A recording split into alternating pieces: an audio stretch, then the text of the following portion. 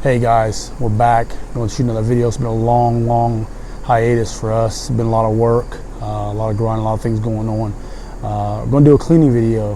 Little Mac 94 commented, hey, I need to do a cleaning video. I need to see what's going on, how to clean this pit boss. So we're going to do that little short video today to break ourselves back in, get us back in our routines, and get us some more video content going on. Also, guys, man, if you guys got anything you guys want to see in particular on the channel, let me know. Shoot me a comment. If anything, like, subscribe, share, tell a friend about me. We're always around hanging out, doing stuff, grilling, cooking. We're going to add a bunch of stuff to the channel this year. We're going to do a couple offset smoker cooks too, from my old grill, and plus the pit boss and the gas side as well. But guys, we'll get into this video here real quick. Got a cleaning video for you. Check us out. You're my boy, bro! Hey guys, we're back. We got the pit boss ultra dirty. We did a couple smokes on it. I sprayed some of this Citrus Safe barbecue grill cleaner kit on there. Just spray it on there, let it set for a little bit. You can see how it's turning some of the grease and stuff brown. That's going to help us clean this thing. You're going to take the cross statch grill grates off, and we're going to do the actual flame plate as well. I'm going to go in there and clean this. What I recommend if you're cleaning this, this is porcelain coated, so you got to kind of be like ultra careful with cleaning the grates alone. So the grates I use either like a SOS pad or just a plastic scrubber type deal, but on the flame plate and anything else I'm using a SOS pad or a scouring pad on that flame plate to get the thick either the thick brown sugar, seasoning, mustard, binders, anything we're using on there. I'm using a heavy duty scouring pad on that to get it ultra clean. Also, we're going to come back and I'm going to show you, after I take all this out and I clean this, what I do, my extra steps in cleaning the actual inside of the smoker, where the fire pot is, where your hopper is at. We're cleaning that as well. So just stick with us, guys. We'll show you that stuff too. We'll be right back in a second.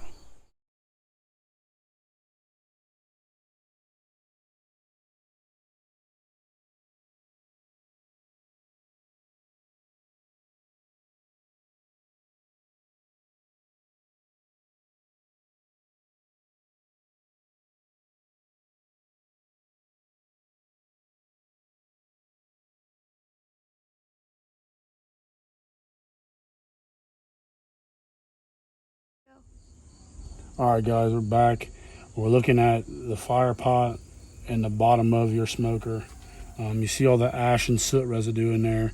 Most of that can be vacuum cleaned up. Most of it can just be knocked off. See how that stuff is. I just usually wipe this down right here because I already put some of that Citrus Safe on there. I just usually wipe these down just so it's not holding a ton of grease. And then what I'll do when I'm done wiping all this down and vacuum cleaning whatever I want to vacuum clean, I'll turn the smoker on about half an hour to an hour and let it burn off any of the residue of any soap or grease or anything like that. Any of the cleaners we use. Yeah, I usually do this about every, if I didn't do like a heavy cook with like a bunch of binder or sprays or spritz or anything, I would do this every 5 cooks. But if I use like a bunch of heavy binders and all that stuff and brown sugar and seasoning and spritzes and stuff, I'll do it after every cook. This is just a heavy cook right here we did. We're just gonna run the vacuum cleaner real quick and just get up some of these suds and stuff. Your wife may hate you, but she'll love it when you make good food.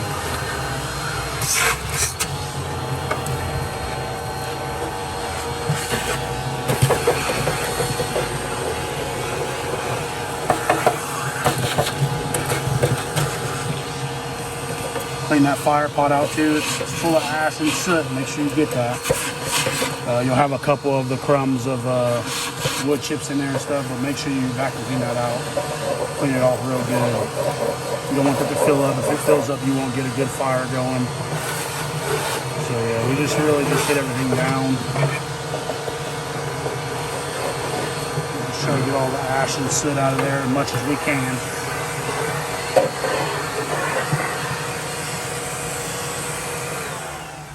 But yeah, that's all we really do, is just really clean it off a little bit. And then we'll go and just wipe down a little bit of stuff just to make sure it's pretty clean. It ain't gotta be super duper clean with the smoker. It's not the Waldorf Astoria or nothing. But yeah, just clean it up a little bit, make sure everything's good. I'm gonna put it back together. I just gotta clean a couple things off. If you guys get this problem right here, make sure you clean this little handle right here. This is your flame broil handler, and so you can shift the fire when you want to. I'll show you when I put it back together. Got a couple more things I want to show you guys too, little tricks and stuff. Just stick with me, we'll be right back. All right, guys. My last step to putting this thing back together after it's clean. See, it's not super duper clean. I just knocked all that heavy off of it, cleaned it up, spiced it down, stuff like that. Now I'm just gonna put this thing back together real quick. What I do is these will go here. These little lines end up on that side. Just catch that.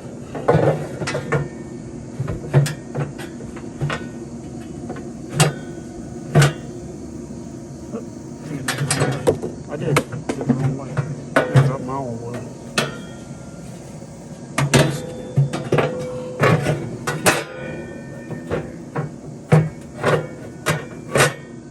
Just got a catch right there, right? Olive oil. This is what I do. I do this by hand because my hands are already, I cleaned them up, but they got grease and everything on them. I don't try to put a lot on it. See what I'm doing? I'm just wiping this parts down that need to slide. Definitely right here in these ridges and on this round part there, here too as well. You can hear I have the smoke running. It's not hot yet, but it's going to get there. So I'm trying to do this kind of quick. So all this has olive oil on it. The reason it has olive oil on it, so when that stuff falls, it's not sticking real hard. You know, it's gonna stick. I've kind of come to grips with it, that it's gonna stick. It's gonna do what it's gotta do. But these we gotta line up over that plate there. There you go. That flame broil handler I was just talking about. I clean this off very good, but this is the part where you have to oil this. Put a little bit in your hands. You have to oil this. If you do not oil this, it will stick, and it will be frozen to where you cannot get the flame broil off of there. Because you can tell where some part is dark charred, and some part is not. It's always this little part I grease up very well, just so we get this right here. And this is the reason we do that with oil. Because you might want to flame some things up, but you make sure you just rub it back and forth, just to get all the extra oil on the bottom of this here plate. Alright. I still put a little bit on top of this part as well, because you don't want anything to stick to this as well. You can do this with a rag. I do it with my hand. It doesn't bother me none. But yeah, just make sure you put that oil on there. Do all that. Close it up. It's ready to go. Let me put this stuff back on there.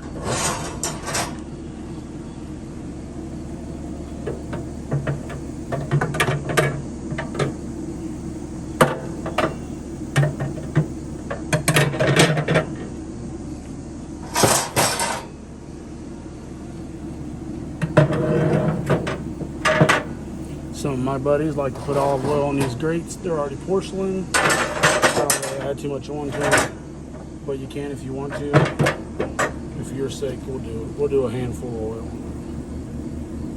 You know, I usually buy a couple of these olive oil bottles when I go to the store, $2-3 Kroger. And just olive oil mud, man. This thing's ready to go. Check this out. We'll crank up the heat a little bit for it. Crank it up. We'll feed some stuff into the hopper. We'll prime it. Just feed the hopper real quick. Make sure everything is still working. We got it at 250. We'll let it run for a little bit, and we'll open this up. See our hopper down there. You can see it's getting fed. The smoke's rolling. Ready for cook, girls and boys. Like I said, stick with us. We'll be back. We'll do tons of videos. We're ready to do some smoking now, but you guys stick with us. Keep tuned into the Pit Boss Nation. Here we come.